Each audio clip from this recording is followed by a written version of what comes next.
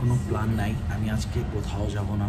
আমি আজকে পুরোপুরি রেস্ট করবো, হোটেলেই থাকবো অ্যান্ড ট্যুর শুরু করবো কালকে থেকে, কারণ অলরেডি টায়ার্ড, এত পরিমাণ ঘোরাঘুরি হয়েছে, কালকে জার্নি করা হয়েছে। তো আজকে রেস্ট করবো হোটেলেই, কালকে থেকে ঘোরাঘুরি আবার শুরু। তো দেখি কি করা যায়। ও, আমি আসলে মালয়েশিয়ার এখানে আছি অলরেডি। এটা হলো 37 ফ্লোরে। তো এখানে একটা কিচেন আছে। আমি মাত্র ঘুম থেকে উঠছি, তো কিছু খাবো ভাবতেছি, বাইরেও যেতে ইচ্ছে করতেছে না। তো জাস্ট একটা নুডলস, এটা সিঙ্গাপুর থেকে কিনছিলাম, বাট এখনও 2-3টা আছে, খাওয়া হয়নি। তো জাস্ট এটা কুক করতেছি।